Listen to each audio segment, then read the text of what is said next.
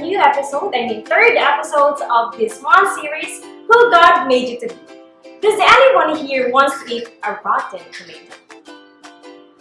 I have one if you're interested. Rotten Tomatoes is a website that collects reviews of popular movies and tells people if they are fresh or rotten.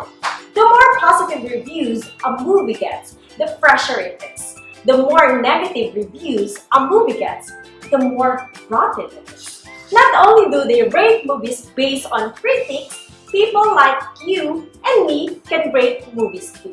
Sometimes the critics and the people agree, like they did for the movie Frozen. Sometimes they disagree, like they did for the movie Star Wars The Last Jedi. And in those cases, it's up to you to decide who you believe, the critics or the people. When we follow God, we're going to hear negative comments. We can let those comments tear us down. Or we can turn to the Bible to discover or rediscover who God says we are. Do not let the world discourage you. Remember, you are God's child and He has a plan for you. Remember, He is always there for you. Don't let discouragement tear you down. Let God lift you up.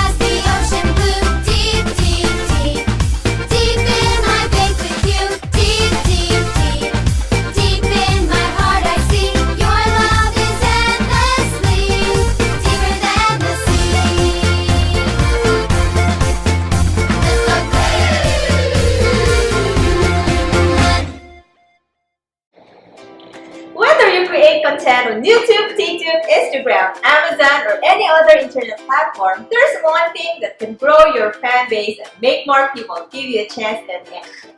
Positive comments. People who say they like your videos, how much they look forward to your post, or how much they learn from you are the lifeblood of online creators. 5-star reviews and positive comments not only allow creators to show people that the things they're creating are worth people's time, they inspire the artists to create more content. Before you know it, your following can be in the thousands or even the millions. Of course, negative comments can have an even greater impact on you. Negative comments can keep people away. They can discourage you and make you want to give up. On the internet, where people are anonymous, negative feedbacks often takes on a very harsh tone. People feel they can be meaner and say things they never say to someone's face. It can tear you down much faster than positive comments can build you up.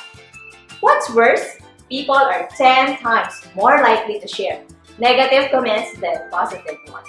Studies have shown that 10 times more people will complain about a bad restaurant experience, a bad movie, bad anything that will ever say something nice. That doesn't mean 10 times more people dislike what you do, but it makes it even harder to persevere through all the bad. Few people in the Bible felt the stink of negativity like Elijah. Elijah was a prophet, a man who delivered messages from God to God's people. His job was to lead people to the Lord and encourage them to worship the one true God. Unfortunately for Elijah, he lived in a time when the king and queen had not only turned from God, but were openly hostile toward those who believed in him. They had killed many of Elijah's friends, and fellow prophets for speaking the truth. And when Elijah scored a major victory for the Lord, Queen Jezebel set her mind for killing Elijah.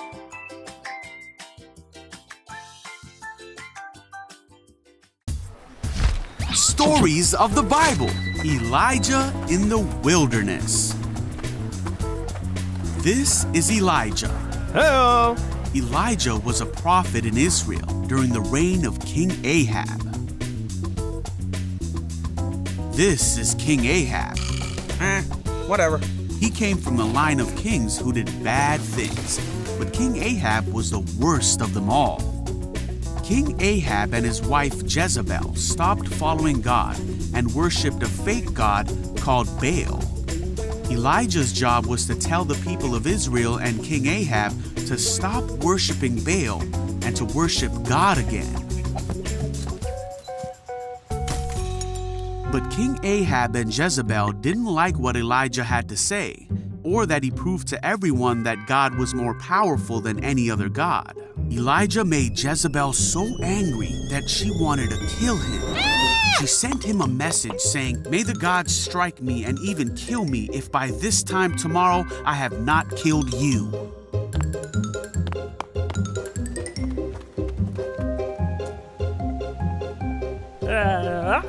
Elijah was terrified and ran away.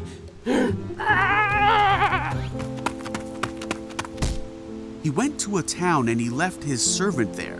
Go on. Then he went on alone into the wilderness. He sat down under a tree and prayed that he might die. He said, "I have had enough, Lord." Then he lay down and fell asleep.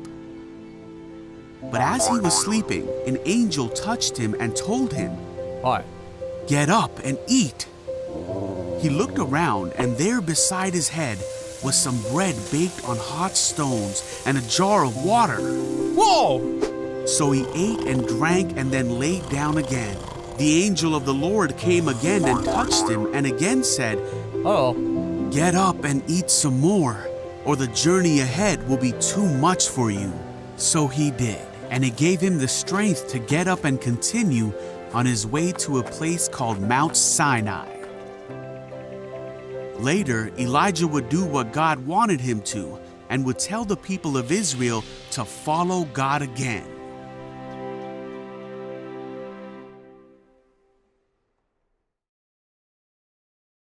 Imagine having to run for your life because of negative comments. Imagine having to go into hiding. You can't stay with friends or family. You can't even stay in your hometown. Your life is in danger and you're so discouraged. You'd rather give up. You can't blame Elijah for feeling so low in such a dark time. But you also have to be inspired by how God lifted him up. When Elijah had no more strength, God sent an angel to feed him. When Elijah could run no more, God was still with him. God came and spoke to Elijah, not in a storm of fire, but in a whisper.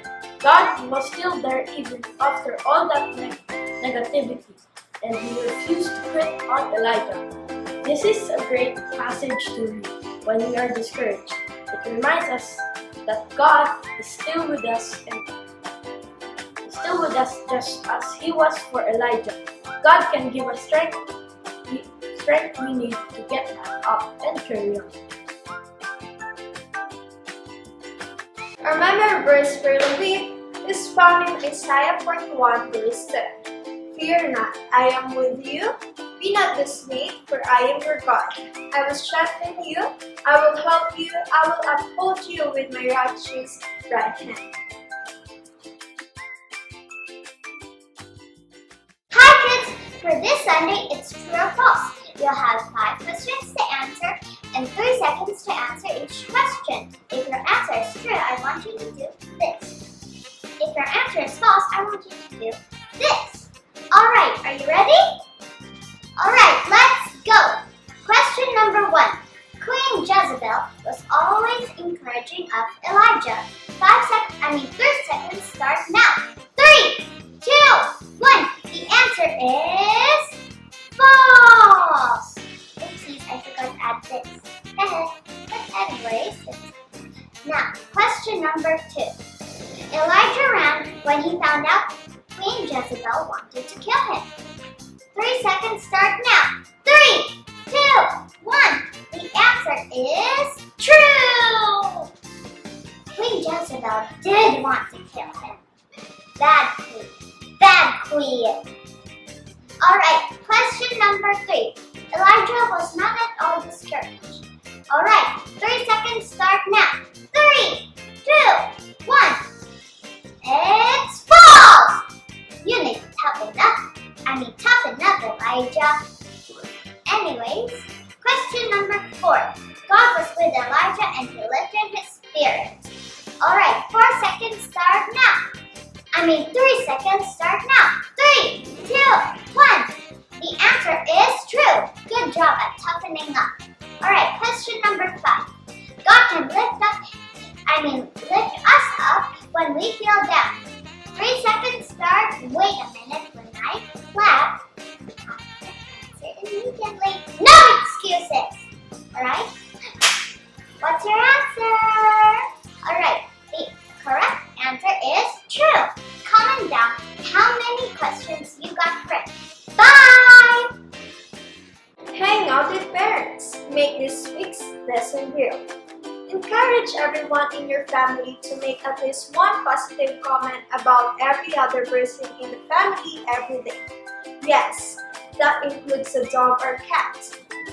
Though I doubt you'll get a word out of them, positive or negative.